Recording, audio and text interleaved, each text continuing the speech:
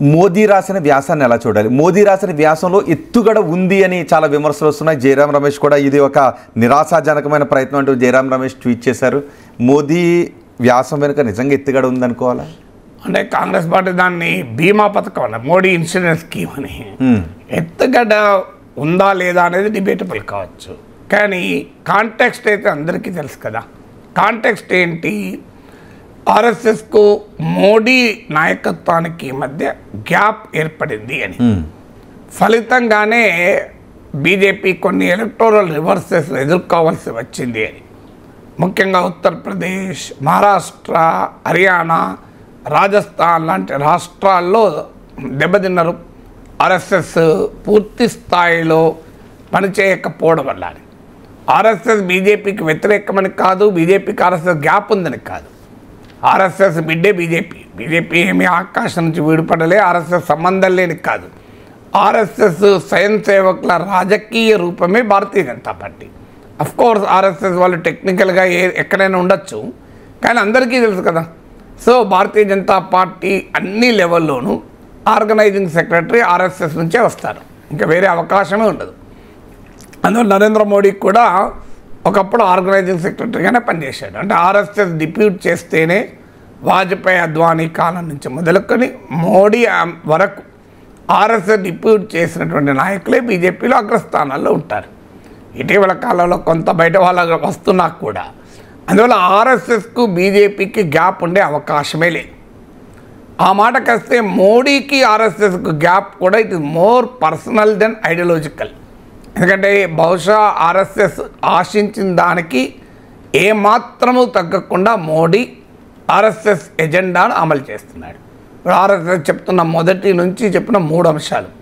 అయోధ్యలో రామ మందిర నిర్మాణం పూర్తయింది, ఆర్టికల్ 370 పక్కపడేయడం అయిపోయింది, ఇక మిగిలింది యూనిఫామ్ సివిల్ కోడ్.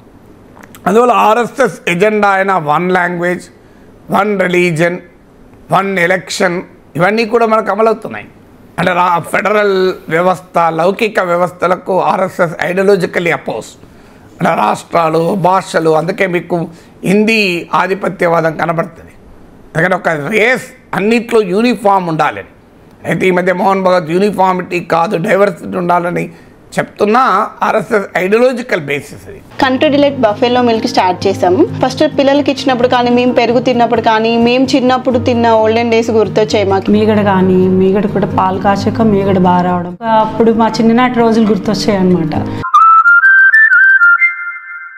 దాన్ని మోడీ బ్రహ్మాండంగా అమలు చేస్తున్నాడు కూడా. సో అది అక్కడ డిఫరెన్స్ కాదు. అందుకే మోడీకి ఆర్ఎస్ఎస్కు ఉన్నది it is not ideological, it is essence. ఏదో ఆర్ఎస్ఎస్ ఐడియాలజీ నుంచి మోడీ డీవియేట్ అవుతున్నాడు, అందువల్ల ఆర్ఎస్ఎస్ సహించలేకపోతుంది అనేది కాదు. ఆర్ఎస్ఎస్కు బీజేపీకి గ్యాప్ కాదు, ఆర్ఎస్ఎస్కు మోడీకి ఉన్నది గ్యాప్ ఇది కాదు. మోడీ స్టైల్ ఆఫ్ ఫంక్షనింగ్ను ఆర్ఎస్ఎస్ అంగీకరించలేకపోతుంది, ఆర్ఎస్ఎస్ నాయకత్వం. ఎందుకంటే ఆర్ఎస్ఎస్ ఒక సంఘటన, ఒక సిద్ధాంతం ఆధారంగా, ఆ సిద్ధాంతాన్ని నమ్మే వాళ్ళు ఉండొచ్చు, నమ్మకపోయే వాళ్ళు ఉండొచ్చు, ఆర్ఎస్ఎస్ సిద్ధాంతాన్ని కీర్తించే వాళ్ళు ఉండొచ్చు, వ్యతిరేకించే వాళ్ళు ఉండొచ్చు. But you have to accept RSS believes in ideology. ఆర్ఎస్ఎస్లో పనిచేసే వేలాది మంది ప్రచారకులు తాము నమ్మిన సిద్ధాంతం కొరకు జీవితాలన్నీ అర్పించి పనిచేస్తుంటారు, ఏది ఆశించకుండా. అవును. అందువల్ల that is how RSS functions. BJP వచ్చే వరకు ఆ స్టైల్ ఆఫ్ ఫంక్షనింగ్, అంటే individual becomes more than ideology, ఒక దాన్ని ఆర్ఎస్ఎస్ అంగీకరించదు. ఆర్ఎస్ఎస్ ఒక ideology base, cadre base party కనుక ideology first, leader next. Leader అనే వ్యక్తి ఐడియాలజీ సృష్టించిన నాయకుడే తప్ప నాయకుడు ఐడియాలజీని సృష్టించాడు. అది మోడీ కావచ్చు, అది వాజ్పేయి కావచ్చు, అది అద్వానీ కావచ్చు. ఆర్ఎస్ఎస్ సిద్ధాంతాలు, ఆర్ఎస్ఎస్ కార్యశాల, ఆర్ఎస్ఎస్ పాఠశాల నుంచి వెళ్ళిన గ్రాడ్యుయేట్స్ వీళ్ళంతా కాదు. మేమే అసలు ఆర్ఎస్ఎస్ కన్నా ఎక్కువ అనే స్థాయిలో వీళ్ళు పనిచేస్తే అది ఆర్ఎస్ఎస్ సహజంగానే అంగీకరించదు. అవును. సో అందువల్ల మీకు మహారాష్ట్ర ఎన్నికల తర్వాత కూడా అజిత్ పవార్ తీసుకోవడం పైన ఆర్ఎస్ఎస్ ఇంటలెక్చువల్ రతన్ శారదాన్, ఆర్ఎస్ఎస్ ఆయన ఆథర్, ఆయన ఆర్గనైజర్ పత్రికలు, ఆర్ఎస్ఎస్ పత్రికలో వ్యాసం కూడా ఆర్ఎస్ఎస్ అనుకూల పత్రికలు. సో అందువల్ల బహిరంగంగానే మోడీ స్టైల్ ఆఫ్ ఇండివిజువల్స్ అంటే ఇది వాజ్పేయి అద్వానీ కాలపు బీజేపీ కూడా కాదు. పూర్తిగా ఒకరిద్దరి పైన నడిచే పార్టీ. మోడీ అమిత్ షాల చుట్టూ నడిచే పార్టీ. దీన్ని బీజేపీ ఆర్ఎస్ఎస్ అంగీకరించలేదు. కానీ ఆర్ఎస్ఎస్ ఏం చేయగలుగుతుంది? ఏమీ చేయలేని పరిస్థితి. ఎందుకంటే మోడీ అమిత్ షాలు ఆర్ఎస్ఎస్ ఎజెండాను బలంగా సమర్థవంతంగా అమలు చేస్తున్నారు.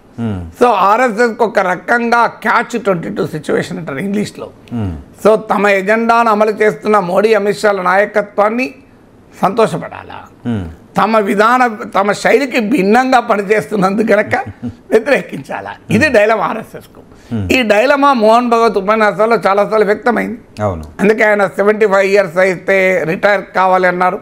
మళ్ళీ తర్వాత అది పెద్ద వివాదం, అది మోడీ పైనే అని వార్తలు వచ్చాక, కాదు నేను ఆ ఉద్దేశం కాదు, నేను ఎవరిని రిటైర్ కమ్మని చెప్పలేదు, ఒక నాయకుని కోట్ చేస్తూ మాత్రమే మాట్లాడాను అని కూడా వ్యాఖ్యానించాడు.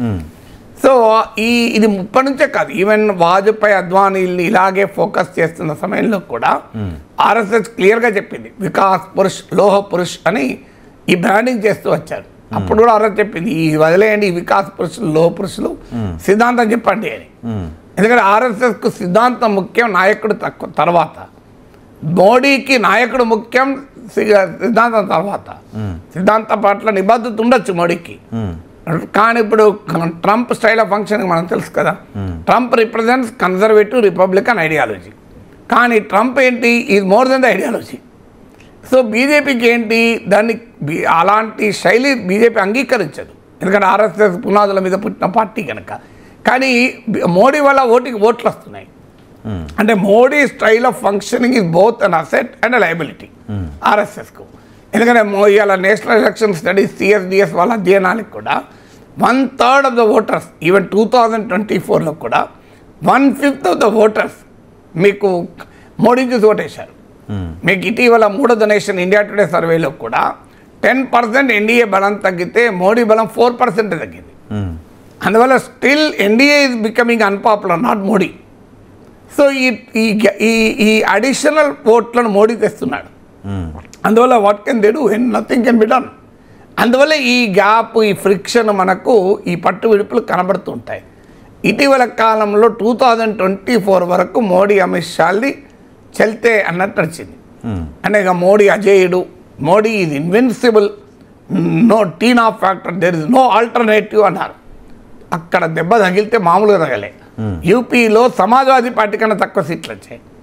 ఈసారి 400 సీట్లను ఎగ్జిట్ పోల్స్తో ఉదరగొట్టారు, భయంకరంగా ఉదరగొట్టారు. మీడియా అందరినీ క్యాప్చర్ చేసేసి ఏం జరిగింది, 240 సీట్స్ వచ్చాయి, 63 సీట్లు తగ్గాయి. మెజారిటీ అంత ముందుతో పోలిస్తే సొంతగా మెజారిటీ లేని పరిస్థితి.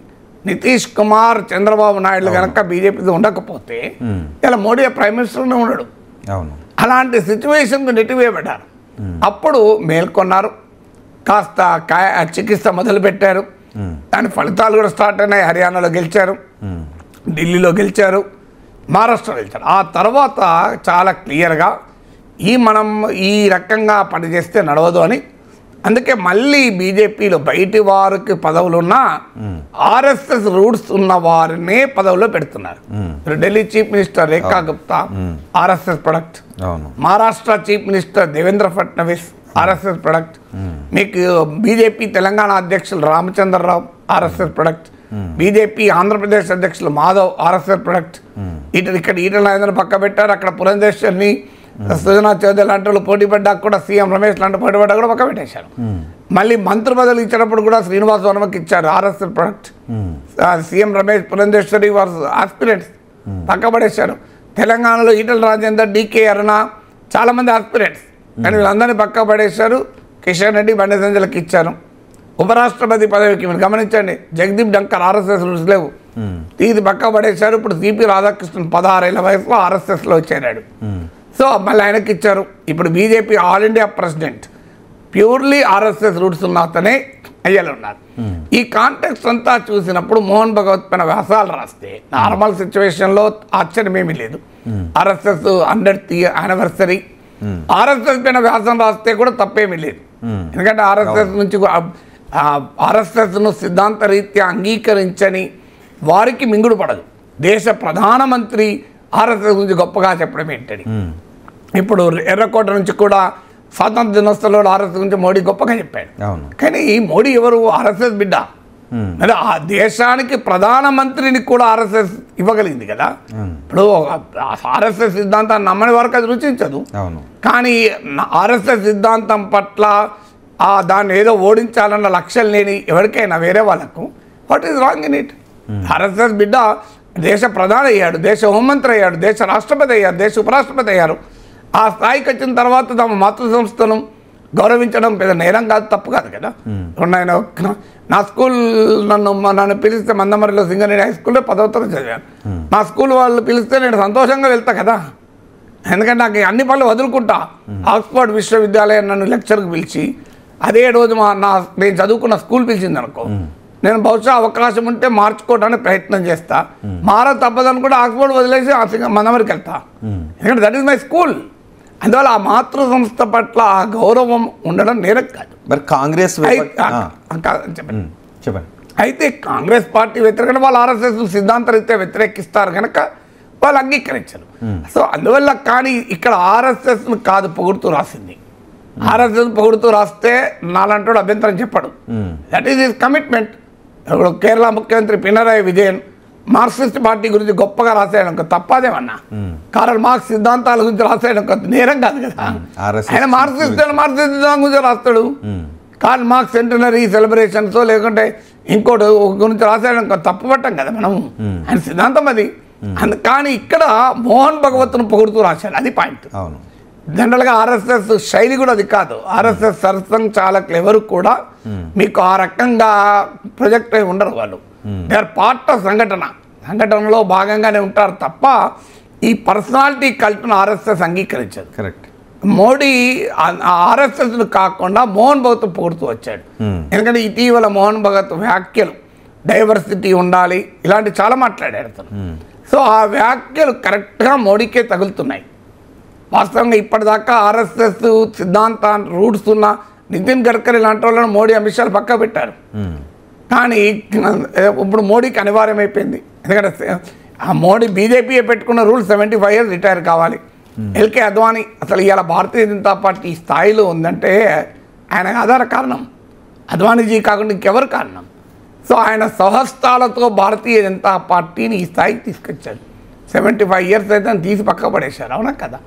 కనీసం ఆయన రాష్ట్రపతిగా చేయలేదు, ఎంత అన్యాయం చూడండి. ఎల్కే అద్వానీకి భారతరత్న కూడా ఎప్పుడు ఇచ్చారు? రాజకీయ అవసరాల కొరకు చరణ్ సింగ్, కర్పూరి ఠాకూర్ వీరందరికి ఇచ్చాక తప్పక సంఘ సేవకుల నుంచి వ్యతిరేకత వస్తున్న సమయంలో అద్వానీకి ఇచ్చారు, అప్పటిదాకా ఇవ్వలేదు. అద్వానీకి సన్నిహితంగా ఉన్న అందరినీ పక్క పెట్టారు. Murali Manohar Joshi 91 years RSS ideology పట్ల కంప్లీట్ ఉన్నాడు. ఇది ఇంటలెక్చువల్ ఆల్సో. ఆర్ఎస్ఎస్లో ఉన్న మేధావి వర్గంలో ఒకరు. మన మురళీ మనోహర్ జోషి నుంచి రామ్ మాధవ్ వరకు ఆర్ఎస్ఎస్లో కూడా ఒక థింకర్స్ ఉంటారు. అలాంటి థింకర్లో ఒకరు మురళీ మనోహర్ జోషి. ఇటీవల ఆర్ఎస్ఎస్ స్వదేశీ జాగరణ మంచి ఎకనామిక్ సిద్ధాంతాలపైన ఆర్ఎస్ఎస్ మా సమావేశం ఢిల్లీలో, అందులో ఆయన చూడండి నేను ఉపన్యాసం, ఆయన ఎకానమీ, జీడిపి, వికసిత భారత్, ఈ జీడిపి హైప్, ఈ 3rd largest ఎకానమీ, 4th చీల్చెండాడు ఆయన. ఇది కాదు గ్రోత్ అంటే అన్నాడు. దాంట్లో అమర్త్య సేన్ కూడా కోట్ చేశాడు. అడుగడుగున బీజేపీ వ్యతిరేకించి ఆర్ఎస్ఎస్ వ్యతిరేకించి అర్థరాష్ట్రవేత్త అమర్త్య సేన్. అమర్త్య సేన్ ఇది ఓపెన్ క్రిటిక్ ఆఫ్ బీజేపీ అయినా కూడా మురళీ మనోహర్ జోషి కోట్ చేశాడు. అలాంటి థింకర్స్ కూడా పక్క పడేశారు కదా. ఉమాభారతి ఎంత ఫైర్ బ్రాండ్ నాయకురాలు, ఇప్పుడు ఎక్కడున్నారు ఎవరికైనా తెలుసా? సో ఇది ఎందుకు మరి ఇదంతా జరిగిన తర్వాత ఇప్పుడు 75 years మళ్ళీ మోడీకే వచ్చిందాక ఏం చేయాలి? సో ఇప్పుడు ఆయన ఆ 75 years అనే రూల్ నుంచి ఎగ్జంప్షన్ కావాలి. అందువల్ల ఇప్పుడు మోహన్ భగవత్ను కీర్తిస్తూ రాస్తున్నాడా అనే చర్చ రాకుండా పోతుందా? కాంటెక్స్ట్ ముఖ్యం కదా. అది నిజమా ఎత్తుగడనా అని మీరు అడిగారు. ఎత్తుగడ కాదు అనుకుందాం, కానీ క్లియర్గా కనబడుతున్నప్పుడు మీరు ఎన్నడూ రాని వారు మా ఇంటికి వచ్చారనుకోండి, ఏదో పని ఉంది కదా రోహిత్ అనుకుంటాను అనుకోనా. రోజు వచ్చిన వాళ్ళు ఎవరు వస్తే ఏం ప్రాబ్లం లేదు. ఎన్నడూ రాని వాళ్ళు ప్రత్యేకంగా వచ్చారనుకోండి, ఏదో సంథింగ్ ఇస్ దేర్ అనుకుంటారు కదా.